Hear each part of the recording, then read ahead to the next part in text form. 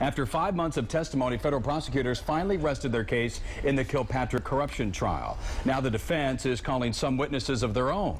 But one of them may be backfiring on them. 7 Action News investigator Heather Catallo was inside the courtroom. Heather, what happened today? Well, the defense called a highly credentialed CPA to testify, but after the prosecutors started cross-examining him, it's hard to say which side he was actually helping. The judge in the Kilpatrick corruption trial qualified CPA Gary Lehman as an expert for the defense as they fight the income tax evasion charges against Kwame Kilpatrick. The former mayor's lawyer, Jim Thomas, also used Lehman to educate the jury about 501c4 organizations like the Kilpatrick Civic Fund. Federal prosecutors allege Kilpatrick used that fund illegally for campaign and personal expenses, including yoga lessons and a Cadillac. Thomas has suggested to the jury that Kilpatrick received thousands of dollars in non-taxable gifts over the years, which are not included in the government's calculation of the former mayor's income.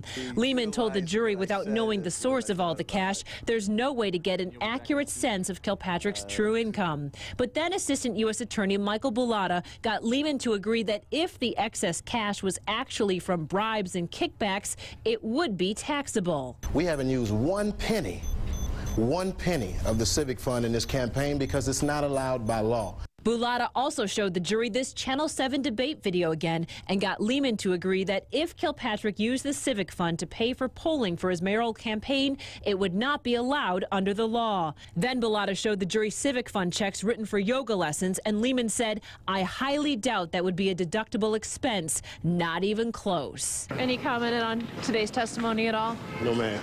The Kilpatrick defense also called Sophie Plasteris to the stand. The sales director for the Athenaeum's International Banquet and Conference Center told the jury that the Kilpatricks hosted 1,500 people at a birthday party back in 2006.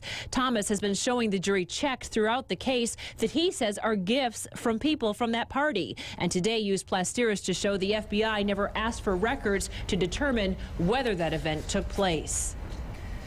Now, a key part of the defense is this issue of the gifting. They are really trying to show that the non-taxable gifting should account for some of the hundreds of thousands of dollars in cash transactions.